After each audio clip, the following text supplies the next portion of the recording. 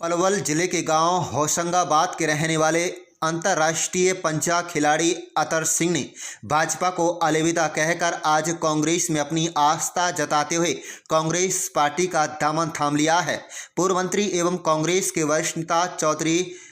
करण सिंह दलाल ने स्वयं पार्टी का पटका पहनाकर उन्हें कांग्रेस पार्टी में शामिल किया है।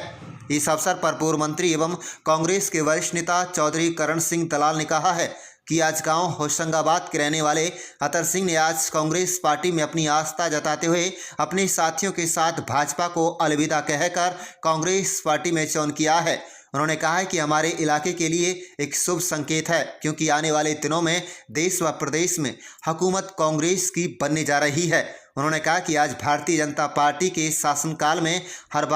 हर कोई दुखी है। आगामी चुनाव में देश और प्रदेश में कांग्रेस पार्टी की सरकार बनेगी और वह हरियाणा में एक बार फिर से वही रौनक लेकर आएंगे। पल्लव से एक दबंग नेता है और उनका बड़ा विश्वास है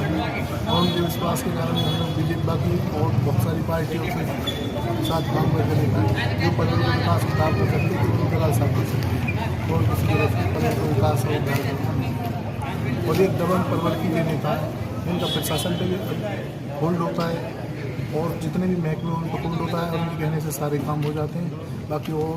किसी पार्टी किसी भी अधिकारी कहने से कोई भी काम नहीं होता और मैंने आज उन पर बड़ी आस्था विश्वास जताई है और उनकी पार्टी के साथ मैं काम करना चाहूँगा, जो भी उससे मैं काम करूँगा। आगे और भी साथी हैं आपके जो कांग्रेस में आपके साथ लगकर काम करेंगे? जो भी अपने साथी हैं मेरी कोशिश रहेगी सभी को मैं कांग्रेस पार्टी ज्वाइन करूँ,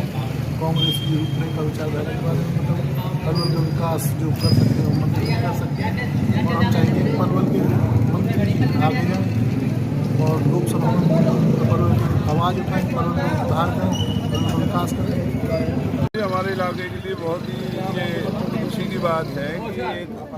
अंतर्राष्ट्रीय स्तर के खिलाड़ी भाई अत्री नागर जी, सैनी साहब और उनके सभी साथियों ने आज भाजपा को छोड़ करके कांग्रेस का दामन थामा है,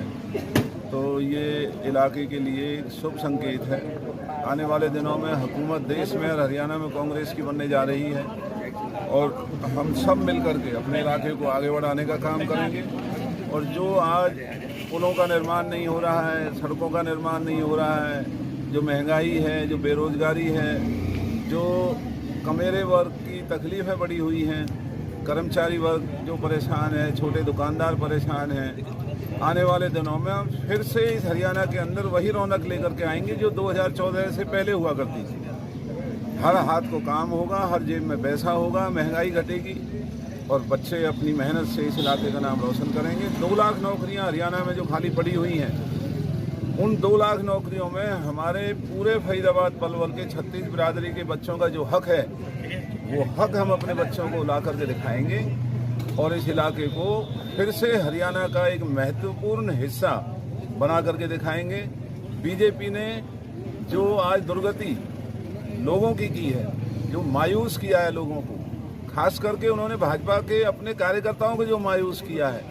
हम उनके लिए भी दवा का काम करेंगे और इलाके को साथ लगा करके अपने इलाके को फिर से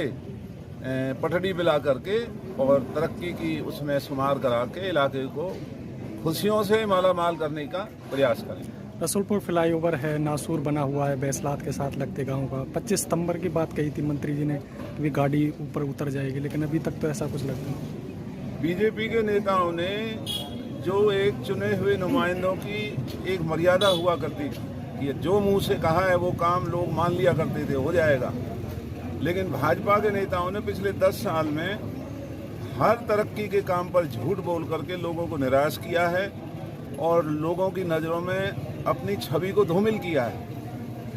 आज हालात ये हैं कि बीजेपी का नेता अगर कुछ कहता है तो लोग मखौल उड़ाते हैं।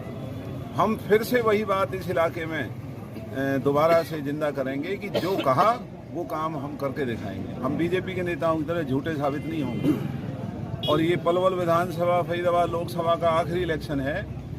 जो इस इलाके में अब तक जो लोगों में मायूसी रही है, नौजवानों में जो मायूसी रही है,